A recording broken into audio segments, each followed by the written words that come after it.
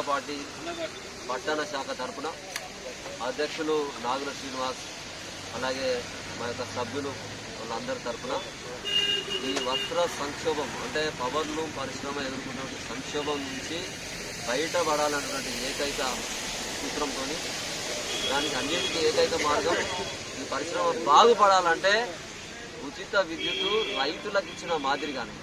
ఎందుకంటే మేము చిన్న కోరికనే కోరుతున్నాం. ఈ సిరిసిల్ల రాజన్న జిల్లాలో ఒక మండలంకి ఇచ్చే రైతుల ఏదైతే ఉచిత విద్యుత్ కనెక్షన్ ఉన్నాయో దానికి సరిపోతుంది. మొన్న ఈ కాంగ్రెస్ ప్రభుత్వం ఇచ్చినటువంటి ఏదైతే మొత్తం పేపర్ల ప్రకటనకు కోట్లాది రూపాయలు ఇచ్చినటువంటి ఆ చిన్న చిన్న అమౌంట్ అయినా కూడా ఆ లెక్క కడితే ఆడికే సరిపోతుంది.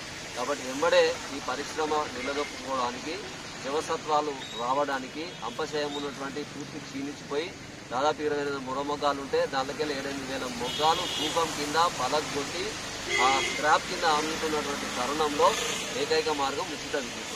అంతేకాకుండా అదొకటి మెయిన్ సమస్య.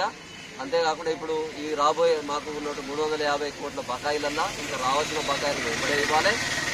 ఆ కార్మికులకు రావాల్సినటువంటి ఈ సబ్సిడీ ఏదైతే యానం సబ్సిడీ అది చెల్లించాలి. అక్కడ కట్టినటువంటి షెడ్లల్లో ఏదైతే వర్కర్ టు ఓనర్ పథకం సంబంధించినటువంటి పవర్లూమ్ వాళ్ళకి అందజేయాలి. ఈ రకంగా మొత్తం ఒక జాబితా తయారు చేసి ప్రభుత్వం మమ్మల్ని ఆదుకోవాలి.